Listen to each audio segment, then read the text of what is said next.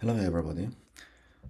We're going to continue double integrals, but this time we generalize the rectangular domain, which was mentioned last time, to any domain like this. So general region. And this section is from 15.2. And we're going to present the Fubini's theorem with stronger version, which works for arbitrary domains, general domains. So the basic idea of the Fubini's theorem is says we can collect the coins in the region either using vertical stick or horizontal stick. But if you have general region, for example, if we have something like this, so Fubini's theorem, the idea is the same. So we put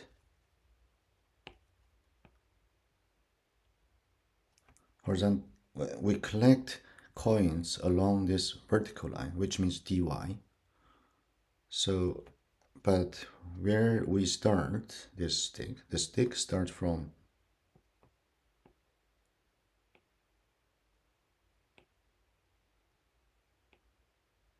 here, and then collect everything on the line, and then gradually shift, and you're going to collect all the coins to the end. So this is dy dx. So dy stands for the vertical line, and shifting vertical line is dx. But if you want to do horizontal way, then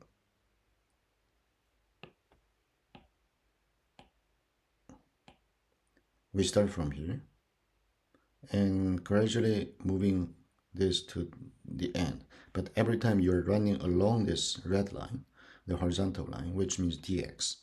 So this is dx, and then you're moving this up all the way to the top. So dx dy. All right, so it seems very easy to explain in this way, but the computation is actually much more complicated, and we want to try to use it in the computation. So we look at a domain R. Here's a surface on this region R, but the domain is defined by x is ranging from a to b, and y is ranging from g1x to g2x, where g1, g2 are continuous functions on interval ab. Then the volume of the tent based on R is given by this formula, which means you run dy, which is y stick or vertical stick, and moving it from left to the right. But you want to know every time how long the stick is or where the stick starts and ends. So this is g1x and g2x. So if we picture this, we can think of following thing. So we just look at xy domains.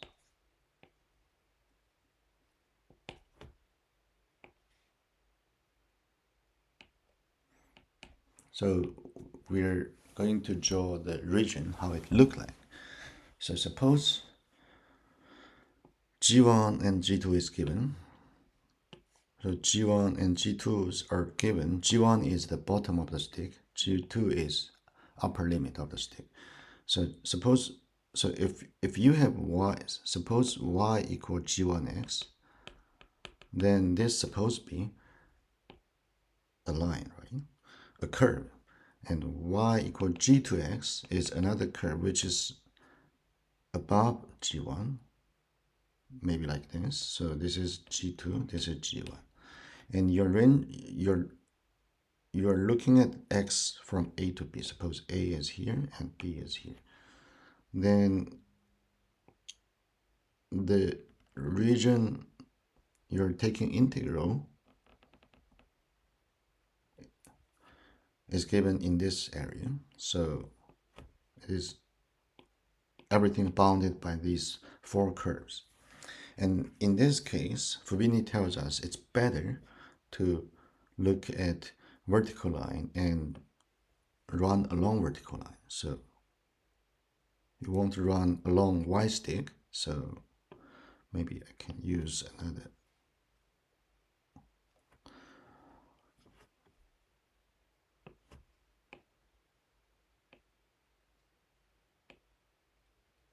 So I'm running along vertical line from A side to the B side.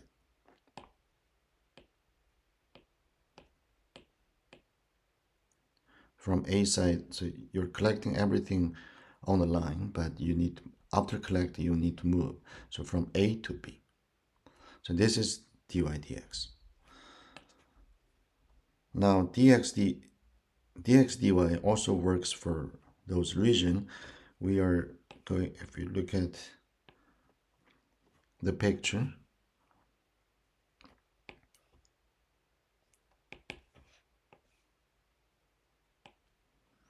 so we look at dx. In other words, we're looking at a line. We're collecting coins lying on the horizontal line, which is dx, and the region you're interested in or taking double integral is from h1y to h2y. So suppose you can think of this as x minus equals h1y, which means the lower limit of x, and x plus h2y. Then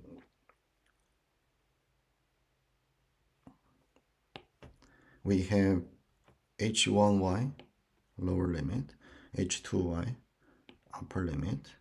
So this is h1, this is h2. And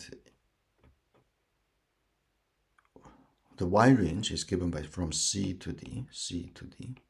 Then the region you're looking at is bounded by these four curves. So it is given by this area. So when you collect this, when you're taking integral with this region, what you do is we're collecting coins along this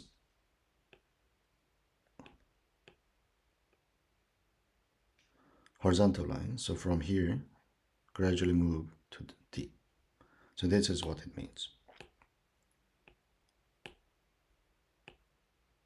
From here, gradually move to D. All right, so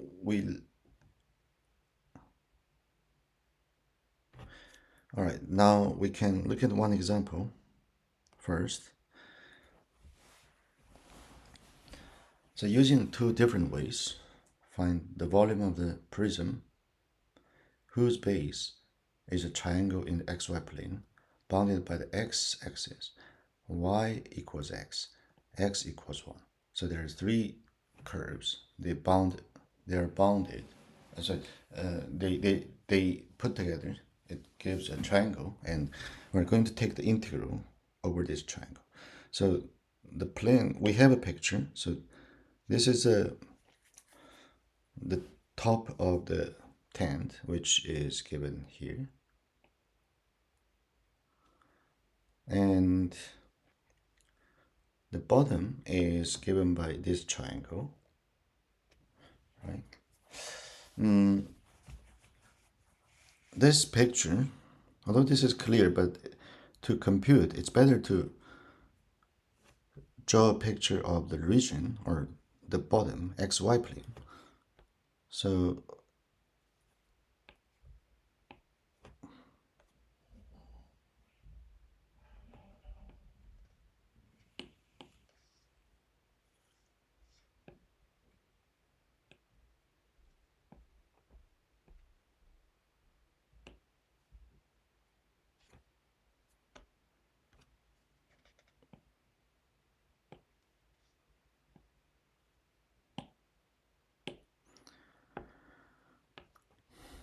the xy plane, the region is bounded by x-axis, y equals x, x equals 1.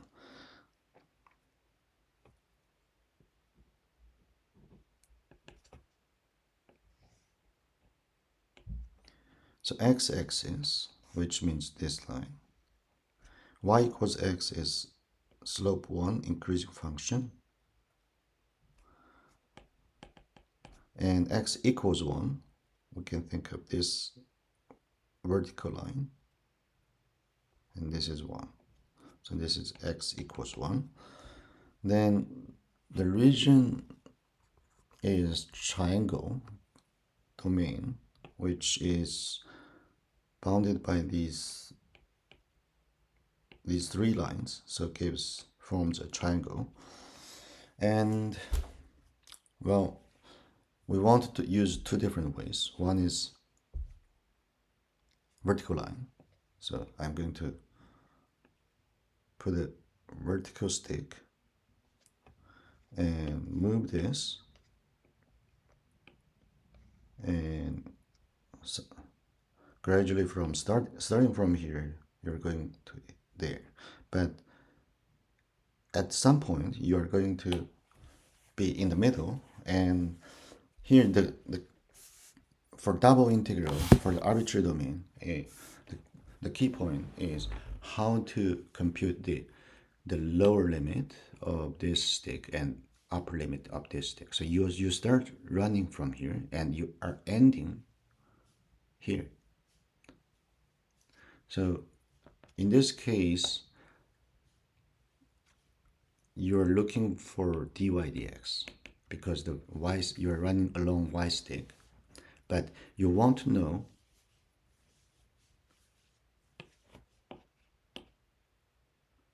we want to know,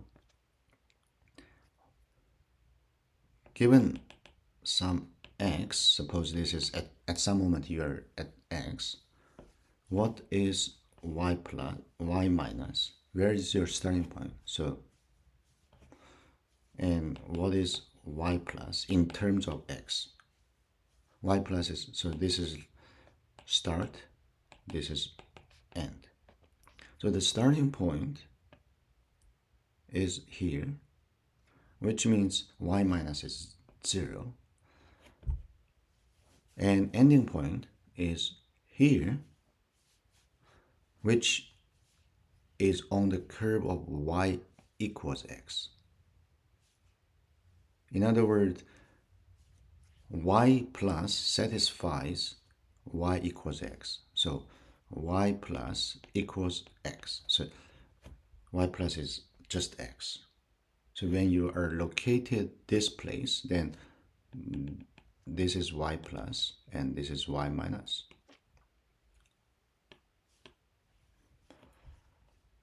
So you're running from, which means your y coordinate, when you start with this line, you start with y coordinate 0 and ending up with x, which is y coordinate. And what about the stick itself? It's shifting from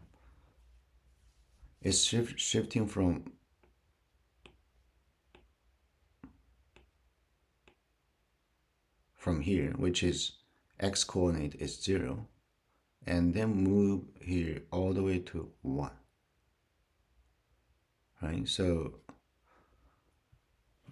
x is changing from, so the stick itself changing from 0 to 1. So now our formulation is dy dx, and here we have f here, but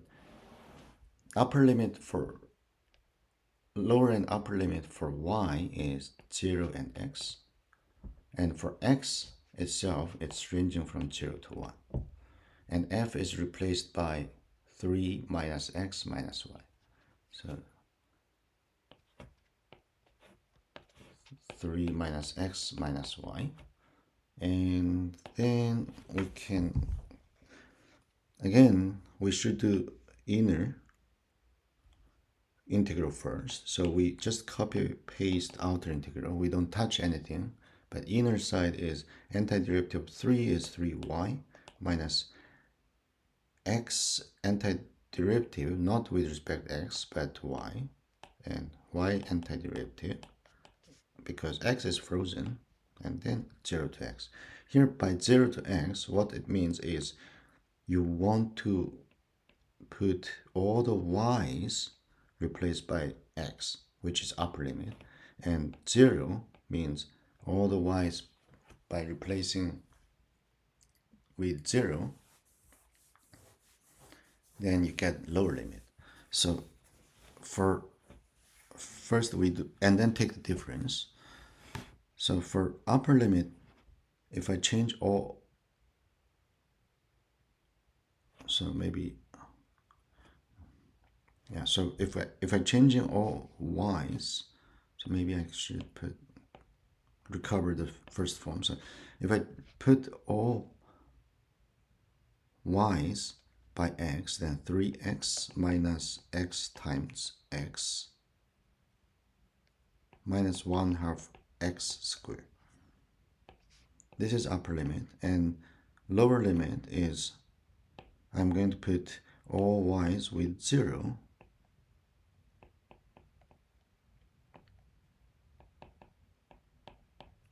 and that gives the second term trivially 0.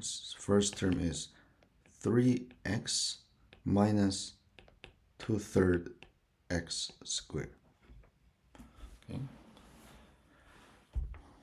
So we can copy the whole thing and continue in the next page.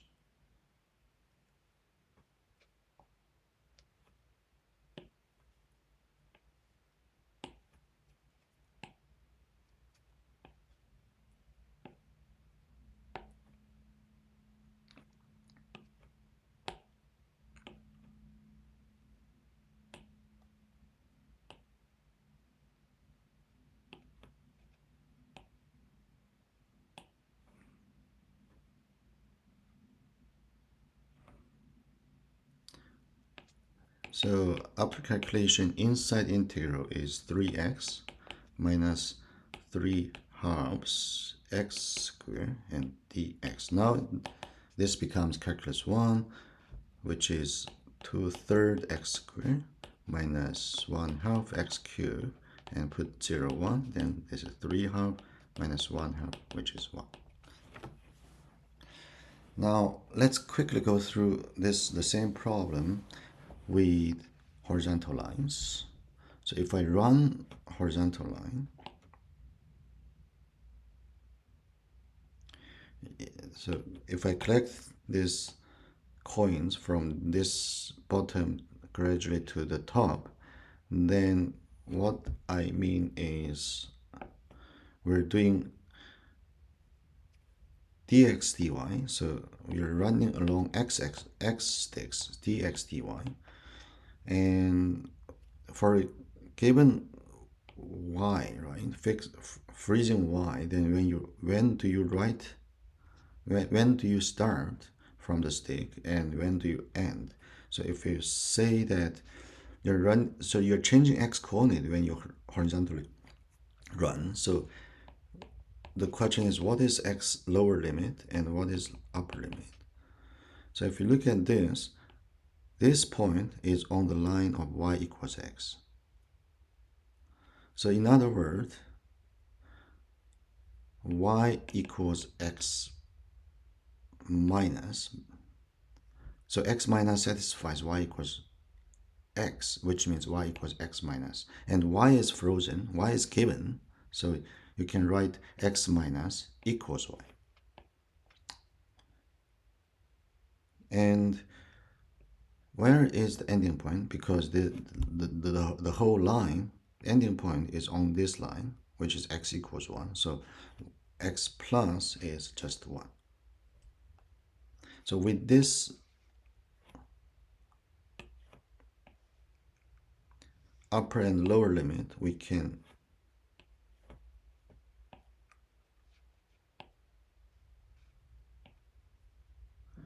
formulate the calculation for the next approach.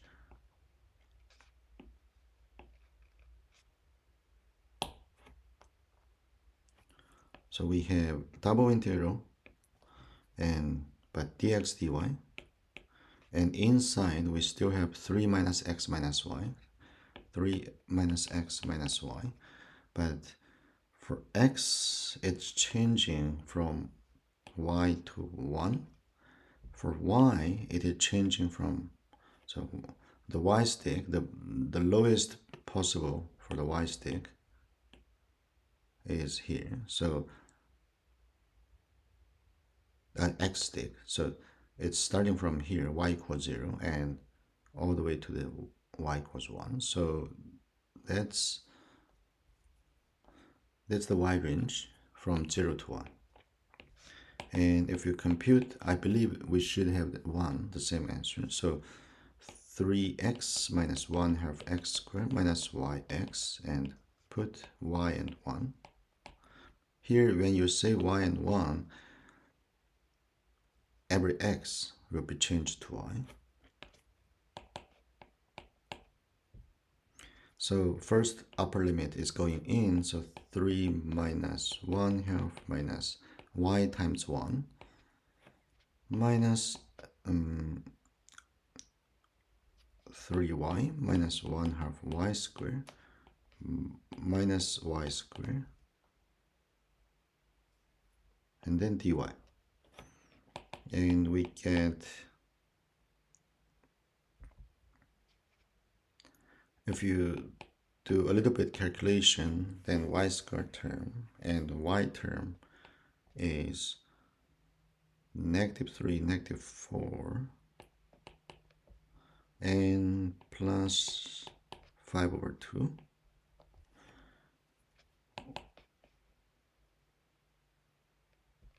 And this is 1 half y cubed minus 4, not 4, it's 2y squared.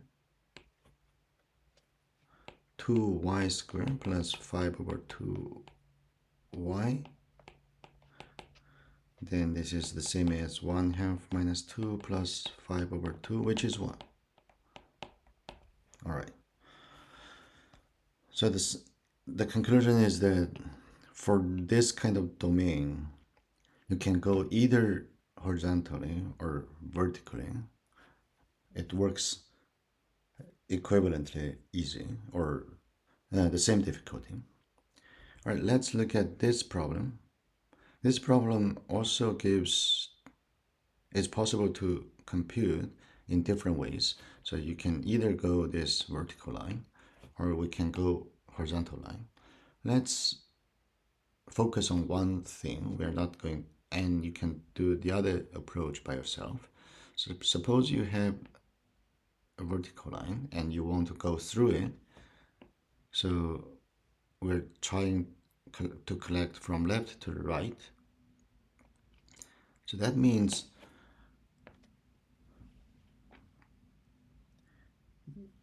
we're going to do dx first, and then x stick on dy first, because y is changing on the vertical line, and then the y stick is going from left to right. So the question is, what is lower limit of y, and what is upper limit of y? Then every time, so when we have a curve for the lower limit point and a curve for the upper limit point, then we should solve for y for those upper and lower limit. So when we look at y minus, it's lying on this line, which is x plus y minus 1 equals 1. So that means, so y minus lies on, so you can think of x, y minus, this lower limit lies on x plus y equals 1, this one. Then you solve for y minus. So you can think of, we have y replaced by y minus, and solve for that. Solve for y minus. Then y minus equals 1 minus x. This gives you the lower limit. Upper limit, the same thing. Upper limit is lying on this curve, right? So satisfies x squared plus y squared equals 1. Then if we solve y plus is 1 minus x squared square root, but take plus minus, and then we justify, because this is in the first quadrant, so y plus is always positive number. It's above zero line. So that means we can ignore, take away negative sign, and we only take positive sign. So this is upper limit. This is upper limit. Now with these things in mind, we can now write down integral, and we want to do dy dx, and we want our top surface is 2y, but now we want to write y minus as lower limit and y plus as upper limit. And one last thing is, where did this y stick moving? So the range of the y stick shifting is from 0 to 1. So this is quite obvious from the picture. So if you look at this, this is 0 line and this is 1 line. So after we have formulation of double integral, formulation of Fibonacci theorem, then we can move on. The rest of the thing is just computation.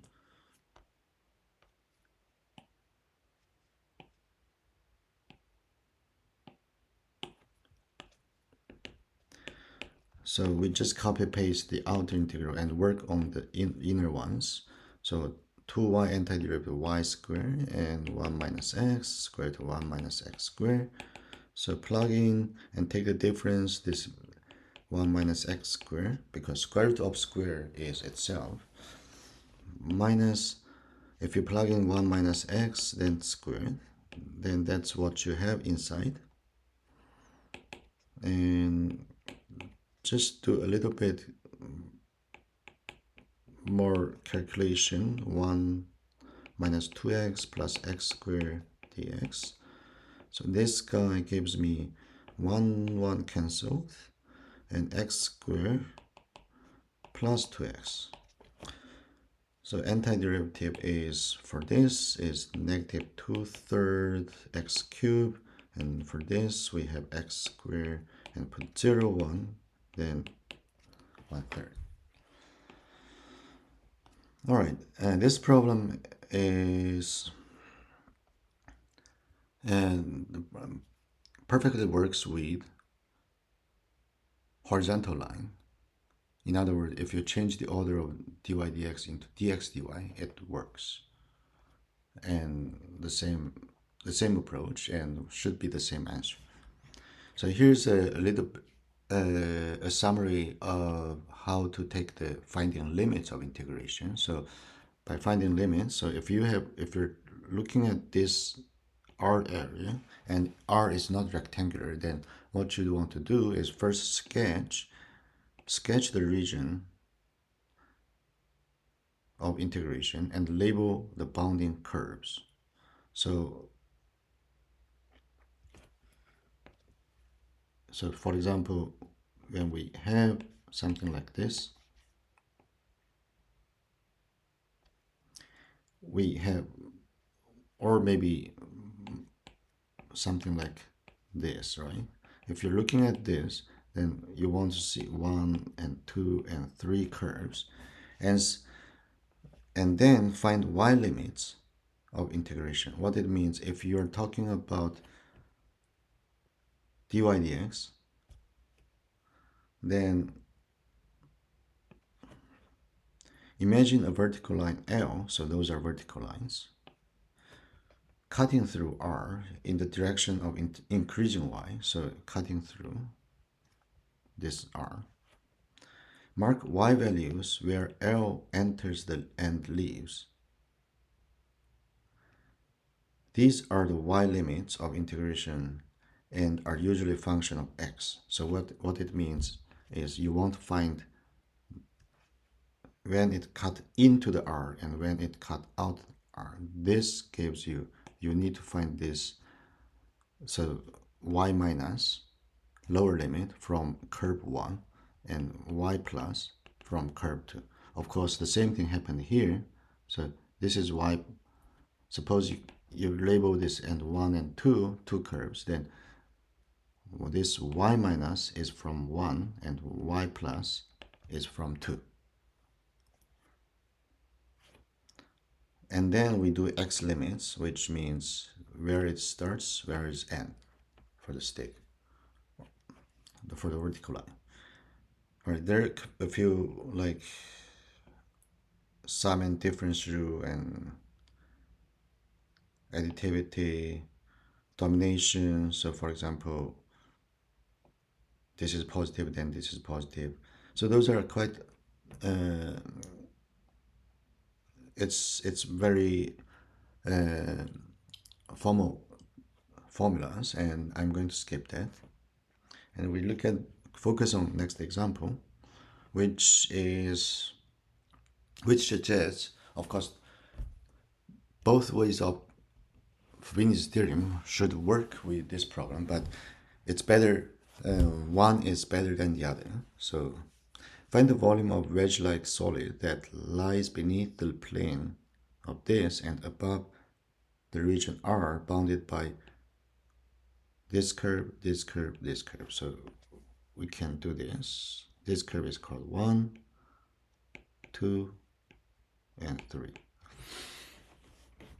Then first I'd like to look at xy plane for the region.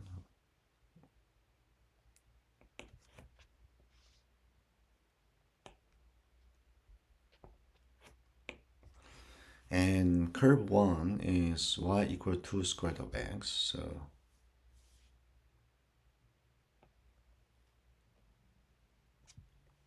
So this is curve 1. And curve 2 is y equals 4x minus 2. So when x equals 1/2, this becomes y equals 0. X-intercept is 1/2. So suppose this is 1/2.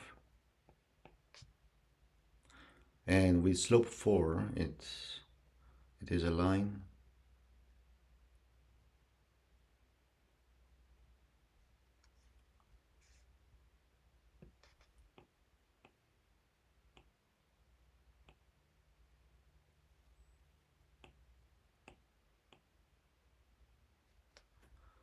and x-axis is here, so this is 2, and x-axis itself is 3. So the region we're looking at is this yellow line, yellow region. And now there are two approaches. So imagine you're collecting coins inside, then you can go either horizontally, or you can go either different ways, going vertical line. But for this problem, it's better to have horizontal line. You run along the horizontal line because the reason is following. So if you plan to go run along vertical line, then you need more calculation for the upper and lower limit, because when you look at this part, when you're located in this part, your lower limit comes from 3, upper limit comes from curve 1. Now if I move a little bit more,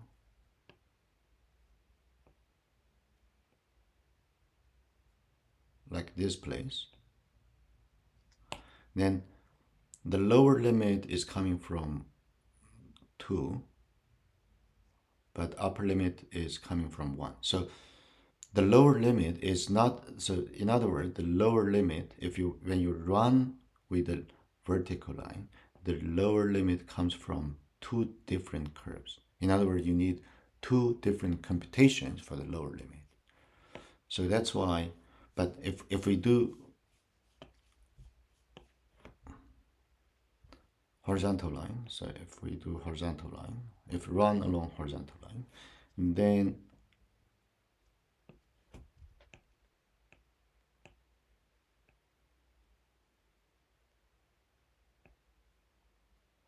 when I, no matter where I position this red line, the lower limit and upper limit comes from the same one curve. So the lower limit for this line is here, which is coming from 1, and upper limit is here, coming from 2. It's not piecewise. So once again, when I look at this vertical line,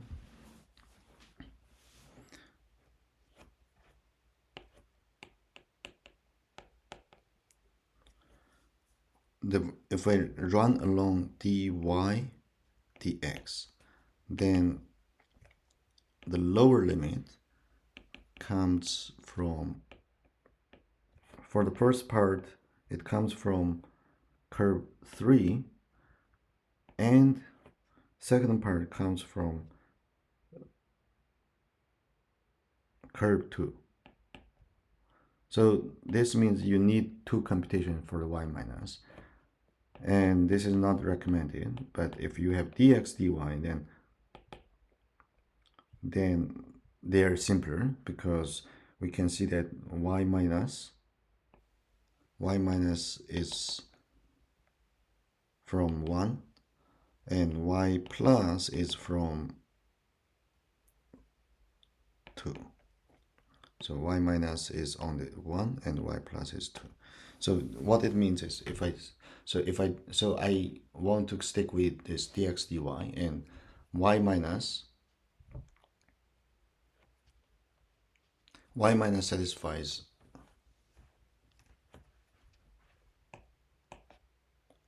which curve 1, then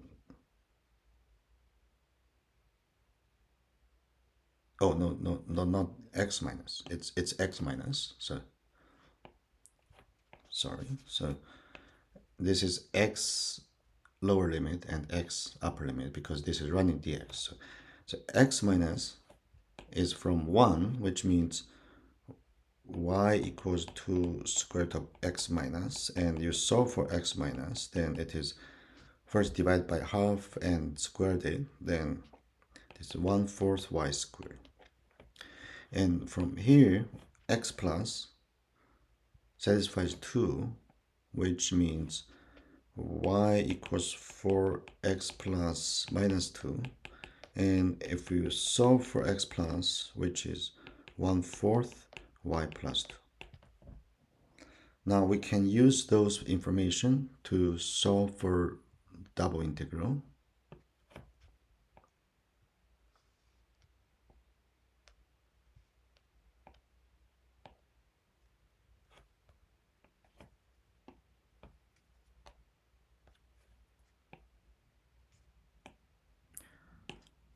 We're going to do double integral, but in which order? We're doing dx dy order. And the surface is given by 1 plus x plus y.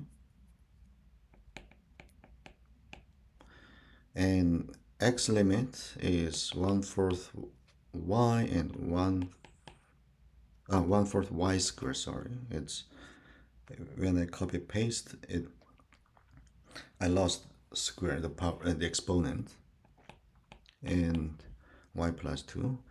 And now I want to have y range, but it seems like we didn't get y range.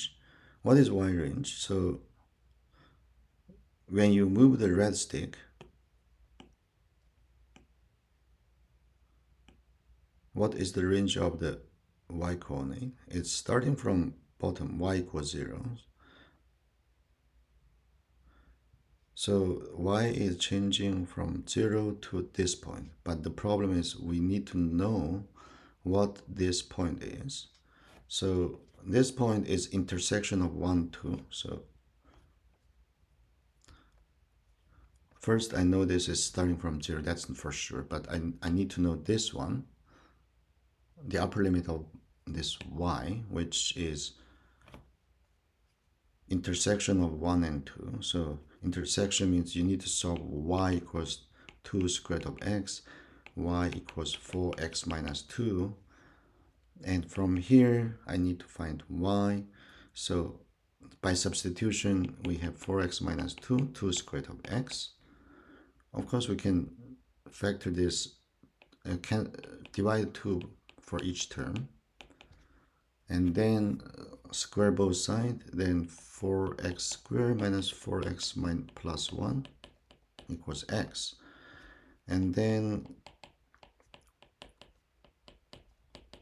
move x and factor. Then we have x equals 4, 1/4 and or 1. But the problem, which one is good? If you put 1/4 back in there, then the problem is this is less than 0. But from picture,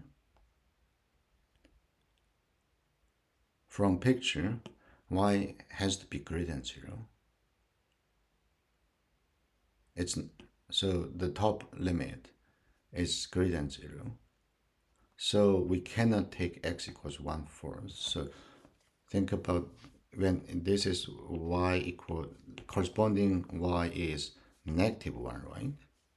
And for corresponding one is 2, but y cannot be negative number, so 2 is the correct limit. So we put 2 here and then calculate. So yes, this is quite complicated problem, but up to here I think we're almost done for the calculation. The rest of thing is just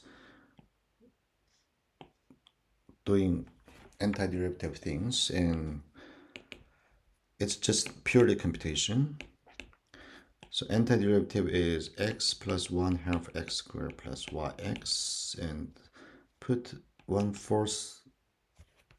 Is it y plus 2? No, here it's supposed to be y. Yes, y squared. This is y squared, right? So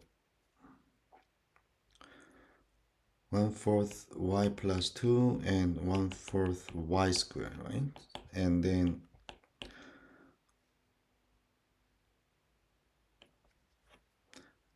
for every x value, if you put this, then this is 1/4, maybe, yeah, 1/4 y plus 1/2, and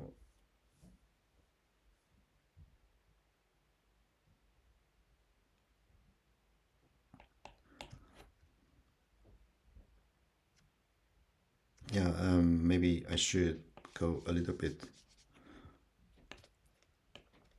So this is y plus 2 over 4 plus 1/2 and 16 y plus 2 squared plus y times y plus 2. This is first term, and minus 1/4 y squared plus 1/2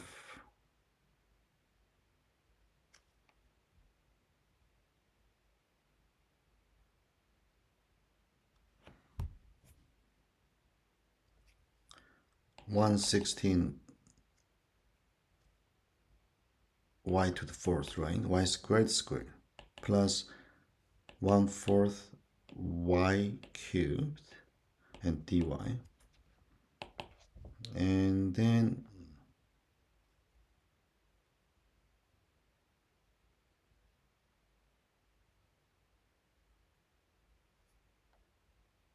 yeah, this gives a little bit tedious calculation. I'm not sure, I'm double checking if I'm doing correct things. So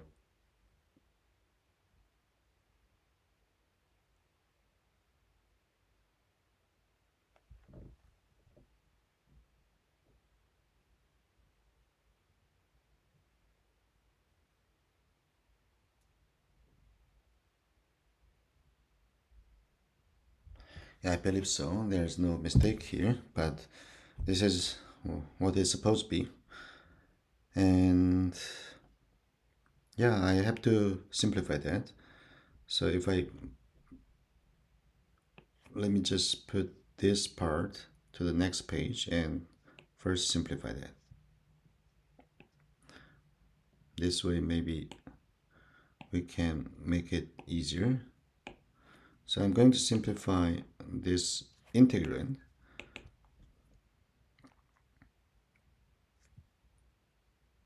So the first is 1/4 y, 1/2, and this is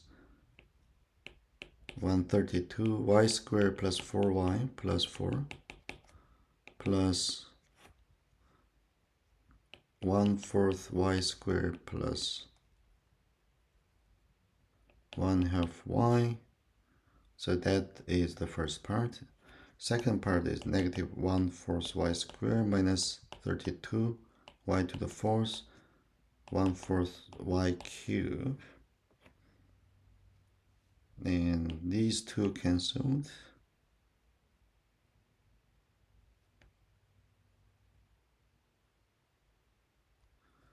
And I can. So there's only one term for fourth order, right? And there's only one term for third order. For y squared term, there's only one.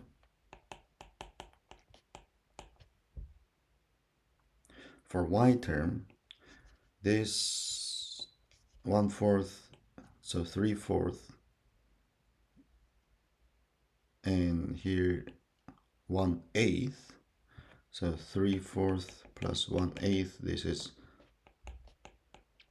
7y.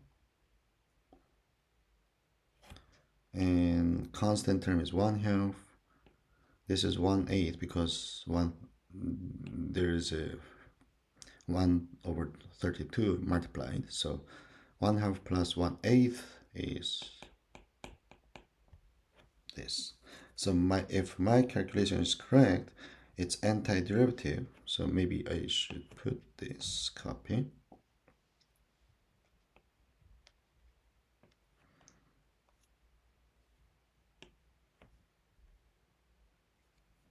Copy here.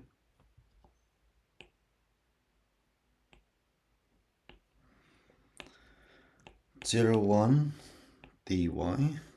So at the end, this is y to the fifth 160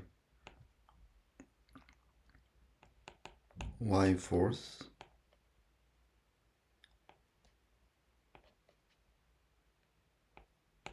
y cubed y squared, and then put 0, 1. And then the rest of the thing is just calculation, simple calculation, but complicated, and some number. All right, that's the end.